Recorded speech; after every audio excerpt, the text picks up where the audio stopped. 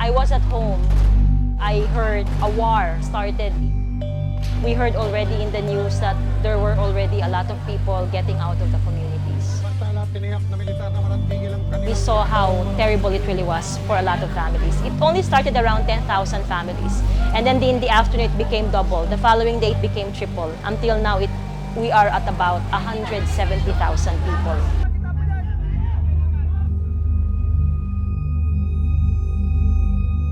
And I remember this one image of a woman carrying her 2-year-old child, and she was saying in Sinama, "Buwanin ako pagkakan."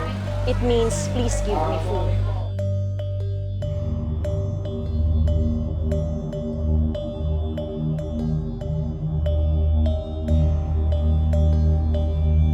And I was saying, something can be done by posting it on Facebook. What do you think happened? And we always give different perspectives. Then we have to welcome everyone in this kind of discourse.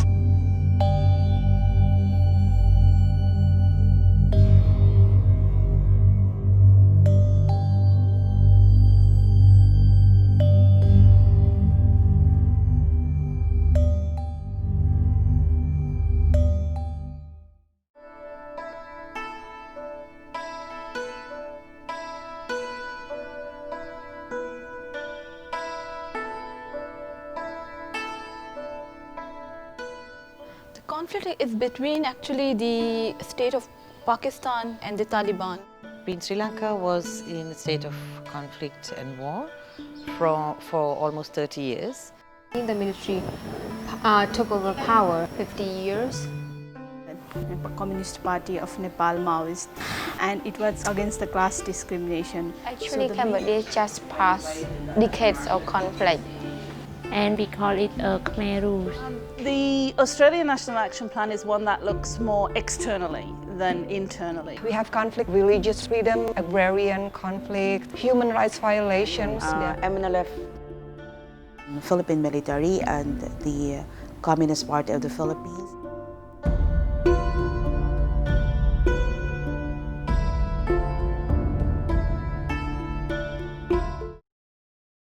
The elements of war, even though it's different countries, it's a lot of things are similar, like how women are affected in war. Context or cultural contexts are very vulnerable because of the traditions and some harmful practices. Because women had experience of sexual violence as well. This sharing of where we are now, some countries have national action plans on 1325, so what's happening with them? How can we use it? Just having a national action plan on 1325 itself, in a sense, it's an achievement.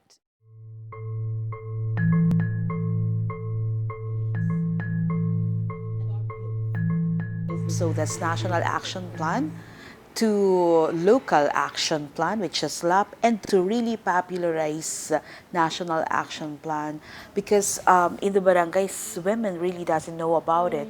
No IEC could be done in the ground without funding. There's a stall in the implementation, especially in rural areas.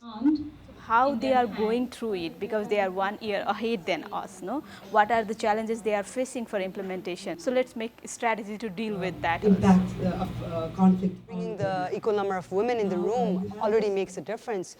But we are struggling with the next step, how there's quality participation of women. I was one of the key consultants. So we're looking at the way that we can push the women, peace and security, and really looking for a broader gender policy that we could start to build a bigger gender platform for Australian government to use.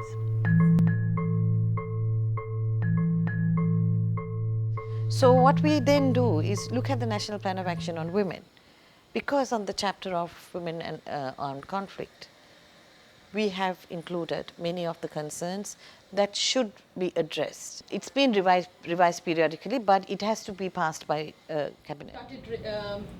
Although the government of Pakistan has integrated a few of the provisions, actually some of the provisions of the 1325, but of course there is a greater need for having a holistic approach to it and having a NAP in place. Background to the conflict in culture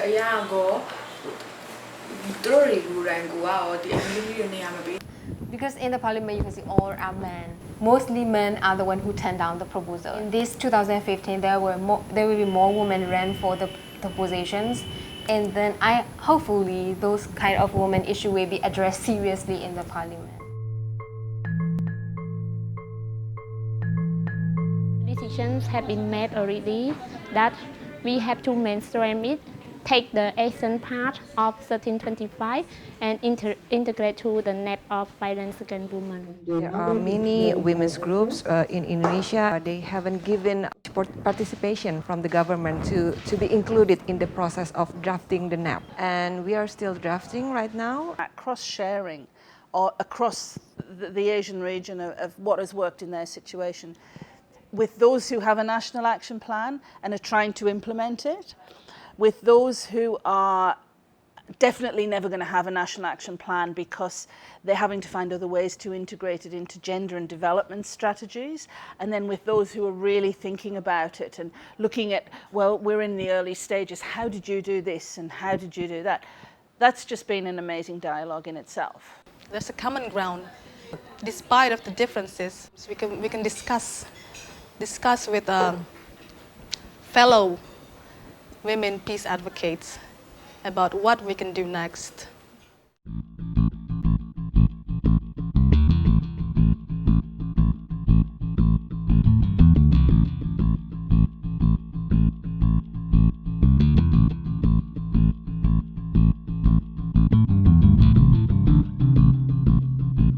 Many of them have to go to abroad, like to Middle East countries, to work as domestic workers there. In Mindanao, they cannot find jobs. So I learned from that experience so much. Then I learned about situation in the conflict area that affected women is not only about the violence, about the conflict. There are also an issue about economical rights. This is happening in most countries.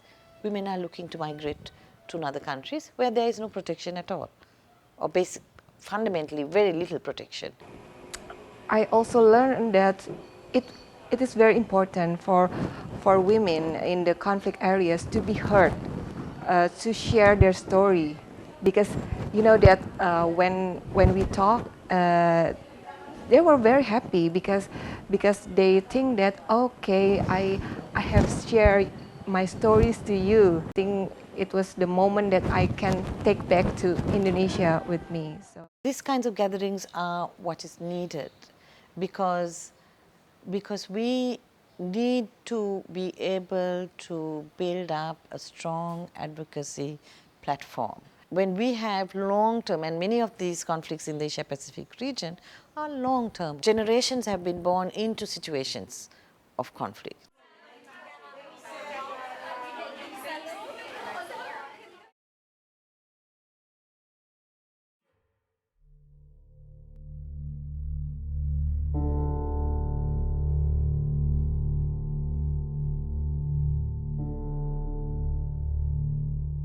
Marami ng putukan. Kaya nag-evacuate na kami dito. Dinala ko yung mga anak ko.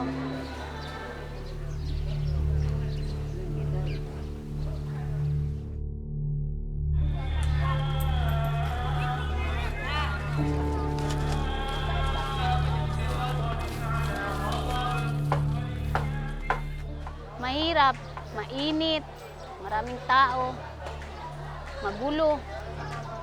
Hindi ka makatulog maayos. Akala ko sandali lang, 2 buwan na kami dito. Pang-5 na to ngayon, baka dito na ako manganak.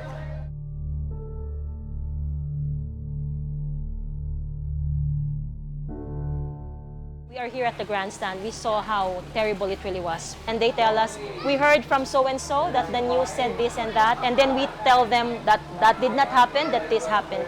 So people, there's that kind of activism also happening among the people outside of Zamboanga City. And we really appreciate that.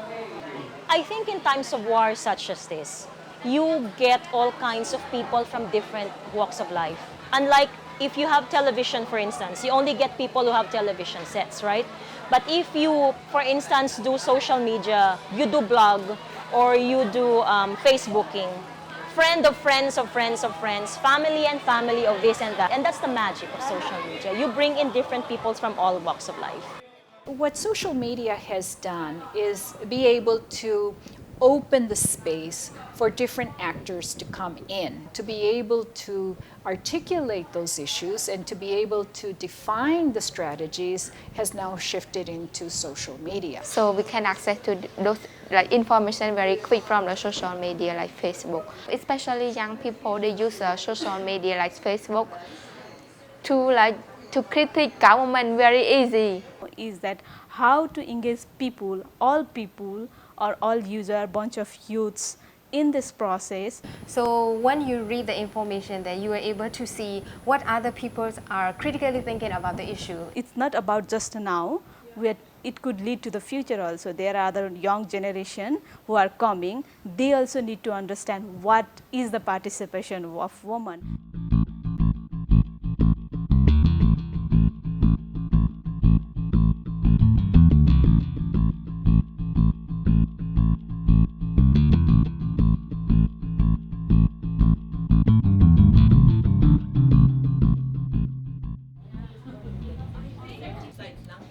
But I've seen even in my country that if it's a really social relevant issue, then people really get animated and use it for that purpose. So I think social media can be a really important tool in raising a lot of social issues. Sometimes we do not have power supply. When we do IEC, we do it hands-on with the grassroots people. Like the internet, it's just for the people living in the city can access to the internet. Compared to people living in the rural area, they don't even know how to use the computer. So how do we know that we are sending it to the right? So there has to be now a convergence of media. So that if you have social media and this sector group has access to social media, how do you use that information and tailor it then to a community radio? Or how do you tailor it into a theater group who does a performance? So it is now a convergence of media rather than looking at singular media for communication. Even the social media cannot get the attention from the poor people in the community, but it is in the place that the advocators, the activists, and many relevant stakeholders, they can have a better connections and better information sharing, so then they can put in action and then bring back to help the community.